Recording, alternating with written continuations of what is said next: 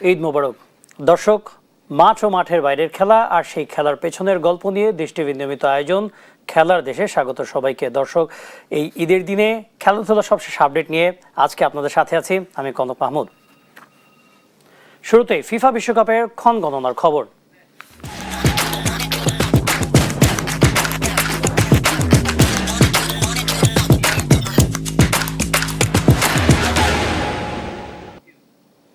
ঘরের মাঠে সুবিধা আর কোটি ভক্তের উন্মাদনা নিয়ে বিশ্বকাপে চমক দেখাতে তৈরি স্বাগতিক মেক্সিকো। অন্যদিকে এশিয়ার পাওয়ার হাউস দক্ষিণ কোরিয়া আসছে সং হিউন মিনদের মতো নিয়ে। এছাড়া দক্ষিণ আফ্রিকা আর চেক প্রজাতন্ত্র এই গ্রুপে আছে আন্ডারডগ হিসেবে। দেশ টিভির ফিফা বিশ্বকাপে কাউন্টডাউনের আজকের আয়োজনে থাকছে এই গ্রুপের দল পরিচিতি। ইতিহাসের সবচেয়ে বড় ফিফা বিশ্বকাপ 2026 শুরু হতে আর মাত্র অল্প কয়েকদিন বাকি। 48টি দেশের এই মহাযজ্ঞে সবার নজর এখন গ্রুপ এর দিকে। স্বাগতিক মেক্সিকো, আফ্রিকার গতিদানব দক্ষিণ আফ্রিকা, এশিয়ার পাওয়ার হাউস দক্ষিণ কোরিয়া আর ইউরোপের ট্যাকটিক্যাল মাস্টার চেক প্রজাতন্ত্রী। গ্রুপ এর 1 নম্বর দল স্বাগতিক মেক্সিকো। ঘরের মাঠে খেলার সবসময় বাড়তি সুবিধা দেয়, আর মেক্সিকোর মতো ফুটবল পাগল দেশের ক্ষেত্রে সেটা দ্বিগুণ। মেক্সিকো যেন এক ট্রাজিক হিরো। 18 বার বিশ্বকাপে অংশ নিয়েও 1970 এবং 1986 সালে তারা সর্বোচ্চ কোয়ার্টার ফাইনাল খেলেছিল। অবশ্য দুবারই আয়োজক ছিল তারা। 1994 থেকে 2018 সাল পর্যন্ত টানা 60টি বিশ্বকাপে তারা শেষ 16 থেকে বিদায় নিয়েছে। দীর্ঘ 16 বছর পর ফুটবল বিশ্বকাপে ফিরল দক্ষিণ আফ্রিকা। বাছাই পর্বে নাইজেরিয়ার মতো দলকে পেছনে ফেলে তারা বিশ্ব মঞ্চে টিকিট কেটেছে। দক্ষিণ আফ্রিকা এর আগে 3 বার বিশ্বকাপ খেলেছে, তবে প্রতিবারই তারা গ্রুপ পর্ব থেকে বিদায় নেয়। 2010 সালে প্রথম আয়োজক দেশ হিসেবে গ্রুপ পর্ব থেকে বাদ পড়ার তেতোসাদ তো আছেই। এশিয়া থেকে টানা 11 বার বিশ্বকাপ খেলার অবিশ্বাস্য রেকর্ড নিয়ে মাঠে নামছে দক্ষিণ কোরিয়া। বাছাই পর্বে তারা ছিল অপ্রতিরোধ্য। 2002 সালে ঘরের মাঠে কোরিয়া রূপকথা লিখেছিল সেমিফাইনাল খেলে। 2022 বিশ্বকাপেও তারা পর্তুগালকে হারিয়ে শেষ 16তে জায়গা করে নিয়েছিল। নিঃসন্দেহে এশিয়ার সর্বকালের অন্যতম সেরা ফুটবলার এবং টটেনহামের সাবেক অধিনায়ক সন হিং মিন। রক্ষণভাগে আছে বায়ার্ন মিউনিখের মনস্টার ডিফেন্ডার কিম মিন জে। কোরিয়ার শক্তির জায়গা হলো তাদের অবিশ্বাস্য স্ট্যামিনা। কিম মিন জের নেতৃত্বে ডিফেন্স যেমন শক্ত, তেমনি সনের গতিতে কাউন্টার অ্যাটাকে নিমিষেই প্রতিপক্ষ ধ্বংস করে দিতে পারে। ইউরোপীয় প্লে অফের কঠিন বৈতরণী পার করে group A K group of ডেতে রূপান্তর করেছে চেক প্রজাতন্ত্রী। পুরনো ইতিহাস ঘাটলে দেখা যায় চেকোস্লোভাকিয়া হিসাবে তারা 1934 এবং 1962 সালে দুবার বিশ্বকাপের ফাইনাল খেলেছিল।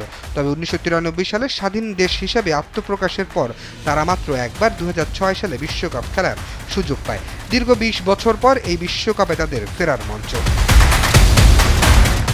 রাশেদ অমিত, দেশ টিভি, স্পোর্টস ডেস্ক। বিশ্বকাপের আনুষ্ঠানিক মিশন শুরু করে দিল 5 বারের বিশ্ব চ্যাম্পিয়ন ব্রাজিল। রিও ডি জেনিরোর তেরেসোপোলিসের বিখ্যাত গ্রানজা কুমারী প্রশিক্ষণ কেন্দ্রে প্রস্তুতি শুরু করেছে সেলেসাওরা।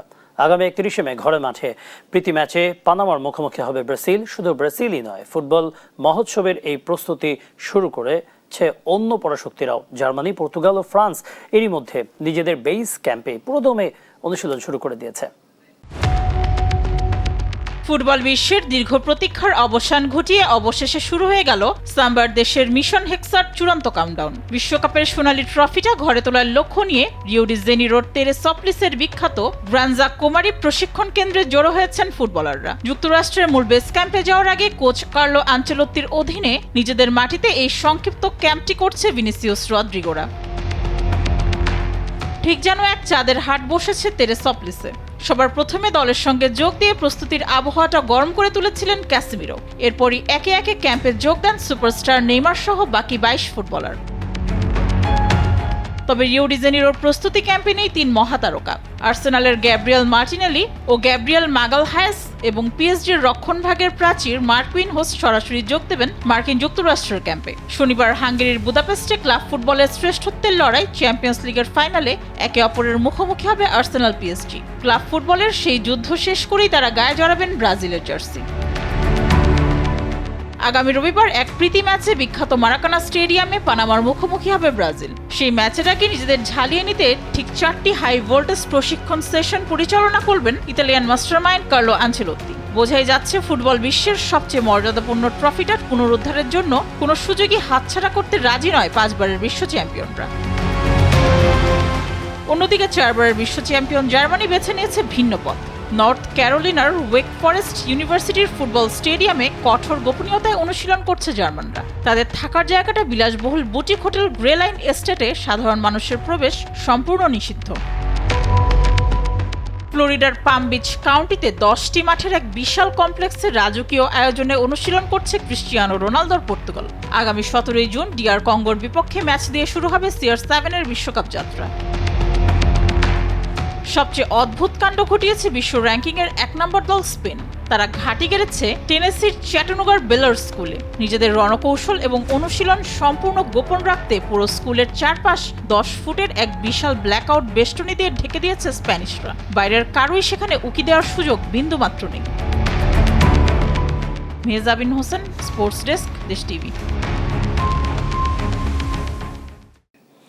ঈদের আনন্দ বিসর্জন দিয়ে ত্রিদেশীয় সিরিজের প্রস্তুতি শুরু করেছে বাংলাদেশ নারী ক্রিকেট দল। 14 জুন নেদারল্যান্ডসের বিপক্ষে ম্যাচ দিয়ে ইংল্যান্ডের মাটিতে টি20 বিশ্বকাপের আসর শুরু করবে বাংলাদেশ।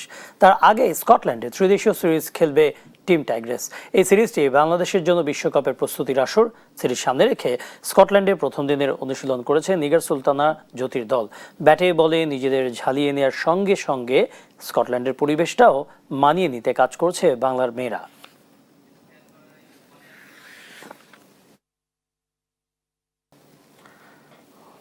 ঈদের খুশির জোয়ারে 100 গাথা হলো আর্জেন্টিনা এবং বাংলাদেশকে। পবিত্র ঈদুল আজহা উপলক্ষে লিওনেল মেসি, এমিলিয়ানো মার্টিনেজদের কণ্ঠে ঈদ মোবারক বার্তা বাঙালি ফুটবল প্রেমীদের হৃদয় ছুঁয়ে গেছে। অন্যদিকে মাঠের চিরচেনা ব্যস্ততা আর 22 গজের লড়াই ভুলে জাতীয় দলের ক্রিকেটার ও ফুটবলাররা মেতে উঠেছেন পরিবারের সঙ্গে ঈদের আনন্দে। সেই সঙ্গে ভক্তদের শুভেচ্ছা ও ভালোবাসায় সিক্ত করতে ভোলেননি মাশরাফি, তামিম, মিরাজ ও জামাল ভুঁইয়ারা। নীল সাদা জার্সির প্রতি বাঙালিদের উন্মাদনার কথা বিশ্বখ্যাত। সেই ভালোবাসার প্রতিদান দিতে এবারও ভুলল না লিওনেল মেসির দেশ। পবিত্র ঈদুল আজহা উপলক্ষে বাংলাদেশিদের জন্য বিশেষ শুভেচ্ছা বার্তা পাঠিয়েছে আর্জেন্টাইন ফুটবল অ্যাসোসিয়েশন। সামাজিক যোগাযোগ মাধ্যমে পোস্ট করা এক ভিডিও বার্তায় দেখা যায় বিশ্বকাপ জয়ী তারকা লিওনেল মেসি, গোলরক্ষক এমিলিয়ানো মার্টিনেজ, রদ্রিগো ডি পল আর হুলিয়ান আলভারেজরা বলছেন ঈদ মোবারক। AFA তাদের বার্তায় লিখেছে, বাংলাদেশের সব প্রিয় মানুষকে আর্জেন্টিনা ফুটবল অ্যাসোসিয়েশনের পক্ষ থেকে ঈদ মোবারক। ভিডিওটি তৈরিতে কৃত্রিম বুদ্ধিমত্তার সাহায্য নেওয়া হলেও বাঙালি ভক্তদের প্রতি আর্জেন্টিনার এই আন্তরিকতা ছুঁয়ে গেছে প্রতিটি ফুটবল প্রেমীর হৃদয়। সামাজিক যোগাযোগ মাধ্যমে মুহূর্তেই ভাইরাল হয়ে গেছে বিশ্ব চ্যাম্পিয়নদের এই ঈদ উপহার। ঈদের খুশির জোয়ারে মেতে উঠেছে দেশের ফুটবল অঙ্গনও। দেশবাসীকে ঈদুল আজহার শুভেচ্ছা জানিয়েছেন যুব ও ক্রীড়া প্রতিমন্ত্রী আমিনুল হক। এক ভিডিও বার্তায় শুভেচ্ছা জানিয়েছেন বাফুফের সভাপতি তাবিত আওয়াল। পবিত্র ঈদুল আজহা উপলক্ষে সমর্থকদের ঈদের শুভেচ্ছা জানিয়েছেন জাতীয় ফুটবল দলের অধিনায়ক জামাল ভুঁইয়া। সেই সঙ্গে ঈদের আনন্দ ভাগাভাগি করে নিয়েছেন লাল সবুজের তরুণ তুর্কি রোনান সুলিবানো। জাতীয় দলের ক্রিকেটাররাও 22 গজ ছেড়ে মেতে উঠেছেন পরিবারের সঙ্গে ঈদের আনন্দে। আর এই আনন্দের দিনে ভক্তদের শুভেচ্ছা জানাতে একদমই ভোলেননি ক্রিকেট তারকারা। কুরবানির পবিত্র দিনে ভক্তদের পবিত্র ঈদুল আজহার শুভেচ্ছা জানিয়েছেন ওয়ানডে দলের অধিনায়ক অলরাউন্ডার মেহেদী হাসান মিরাজ। ফেসবুকে লিখেছেন, মহান রাব্বুল আলামিন যেন তাদের সকলের গুনাহ মাফ করে দেন এবং কুরবানি কবুল করে নেন। ভক্তদের ঈদের শুভেচ্ছার পাশাপাশি তাদের নিরাপত্তার কথা মনে করিয়ে দিয়েছেন বিসিবির সভাপতি তামিম ইকবাল। ফেসবুকে সবাইকে সালাম ও ঈদুল আজহার আন্তরিক শুভেচ্ছা জানিয়ে তিনি লিখেন, ঈদের সময় বাসায় কিংবা ভ্রমণের পথে সবাই যেন নিরাপদে সুস্থ থাকেন। ত্যাগের এই উৎসবে কোটি ভক্তের হৃদয় ছুঁয়ে গেছেন টাইগারদের সাবেক অধিনায়ক মাশরাফি বিন মর্তুজা। বরাবরের মতোই ছোট কথায় দারুণ এক বার্তা দিয়ে নরেল এক্সপ্রেস সবাইকে ঈদ মোবারক জানিয়েছেন। ভক্তদের ঈদের শুভেচ্ছা ও ভালোবাসা জানিয়েছেন টেস্ট দলের অধিনায়ক নাজমুল হোসেন শান্ত এবং টি20 কাপ্তান লিটন দাস। পবিত্র ঈদুল আজহা উপলক্ষে ভক্তদের শুভেচ্ছা জানিয়েছেন সাবেক বিশ্বসেরা তারকা অলরাউন্ডার সাকিব আল হাসান। এক বার্তায় তিনি বলেন, ত্যাগের মাঝে মূলত লুকিয়ে থাকে আত্মার পরিশুদ্ধি, আর কুরবানি হচ্ছে সেই আত্মশুদ্ধি অর্জনের এক অনন্য ও মহিমান্বিত শিক্ষা। মেহজাবিন হোসেন, স্পোর্টস ডেস্ক, দেশ টিভি। এবছরই ঢাকায় অনুষ্ঠিত হতে যাচ্ছে কমনওয়েলথ ওয়ার্ল্ড আর্চারি চ্যাম্পিয়নশিপ। বিষয়টি নিশ্চিত করেছেন ওয়ার্ল্ড আর্চারির সভাপতি কাজী রাজিবউদ্দিন আহমেদ চপল। এছাড়া জুনের শেষে 41 দেশ নিয়ে ঢাকা অনুষ্ঠিত হবে স্পোর্টস ডিপ্লোমেসি কর্মশালা। বাংলাদেশে ক্রিকেট ফুটবলের পর সবচেয়ে সম্ভাবনাময় খেলা আর্চারি। আন্তর্জাতিক পর্যায়ে বেশ কয়েকবার সাফল্য এনে দিয়েছে আর্চাররা, বিজয়ের কেতন উড়িয়েছে বিশ্বের বিভিন্ন প্রান্তে। ওয়ার্ল্ড আর্চারির উদ্যোগে জুনের শেষে ঢাকায় অনুষ্ঠিত হতে যাচ্ছে world archery Asian president challenge cup, যার আয়োজক হতে যাচ্ছে Bangladesh archery federation. President cup ছাড়াও আয়োজন করা হচ্ছে স্পোর্টস ডিপ্লোম্যাটিক কর্মশালা, যেখানে থাকবেন বিশ্বের আন্তর্জাতিক মানের প্রশিক্ষক।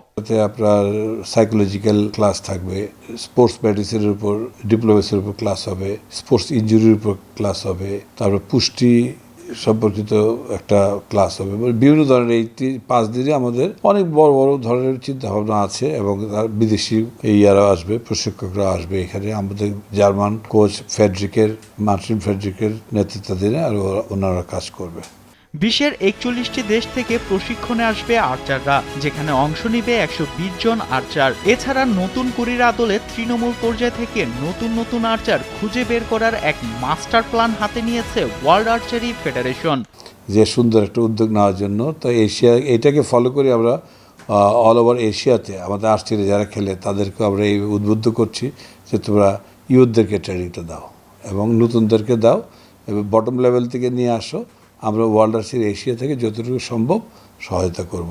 এবছর কমনওয়েলথ গেমসে অংশ নিচ্ছে না আর্চারি ফেডারেশন, তবে বাংলাদেশের মাটিতে প্রথমবারের মতো কমনওয়েলথ ওয়ার্ল্ড আর্চারি চ্যাম্পিয়নশিপ আয়োজন করতে চায় বাংলাদেশ আর্চারি ফেডারেশন।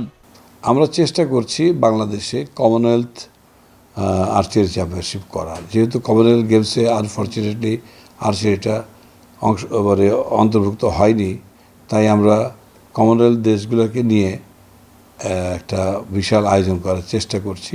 আর্চারের এই সফলতার পেছনে দীর্ঘমেয়াদী পরিকল্পনার কথা জানিয়েছেন ওয়ার্ল্ড আর্চারির সভাপতি কাজী রাজিবউদ্দিন আহমেদ চপল। ফারদিন সাজু, দেশ টিভি, ঢাকা। ভারতের গোয়ায় মালদ্বীপের বিপক্ষে ম্যাচ দিয়ে আজ সাফ নারী চ্যাম্পিয়নশিপ মিশন শুরু করবে বাংলাদেশ। জয় নিয়েই হ্যাট্রিক শিরোপার পথে এগিয়ে যেতে চায় বাটলারের দল। পণ্ডিত জওহরলাল নেহেরু স্টেডিয়ামে দু দলের লড়াই শুরু হবে বাংলাদেশ সময় রাত 8টায়। হিমালয় কন্যাদের স্বপ্ন ভেঙে টানা দুবার নেপালের মাটিতে সাফের শিরোপা উঁচিয়ে ধরেছিল বাংলাদেশ। এবার শিরোপার লড়াইয়ে ভারতের সমুদ্র উপকূলীয় অঞ্চল গোয়াতে খেলবে লাল সবুজের মেয়েরা। গ্রুপ বিতে থাকা বাংলাদেশের সাফের শুরুটা হবে মালদ্বীপের বিপক্ষে ম্যাচ দিয়ে। এই গ্রুপে থাকা আরেক প্রতিপক্ষ ভারতের কাছে বড় ব্যবধানে হার নিয়ে সাফ মিশন শুরু করেছে মালদ্বীপের মেয়েরা। তাই প্রথম ম্যাচটা বাংলাদেশের জন্য হবে কিছুটা চ্যালেঞ্জিং। যদিও সাফ আসর সামনে রেখে দেশের সীমানা পেরিয়ে থাইল্যান্ডের মাটিতে প্রস্তুতি সেরেছে আফিদা সাগরিকারা। সাফের আয়োজক শহরেও ঘাম ঝরাতে কমতি রাখেনি বাটলারের শিষ্যরা। এই ম্যাচ থেকে নারী দলের অধিনায়কের দায়িত্বটা সামলাবেন অভিজ্ঞ মিডফিল্ডার মারিয়া মান্ডা। নতুন এই কাপ্তানের উপর ভরসা রাখতে চান ইংলিশ কোচ পিটার বাটলার। কোচের ভরসা থাকলেও সাফের অগ্নি পরীক্ষাটা কতটা সামলে উঠতে পারবেন মারিয়া, সেটাই এখন দেখার অপেক্ষা। নাজমুস সাকিব, স্পোর্টস ডেস্ক, দেশ টিভি। দর্শক, এই ছিল খেলার দেশের আজকের আয়োজনে। ধন্যবাদ সঙ্গে থাকার জন্য।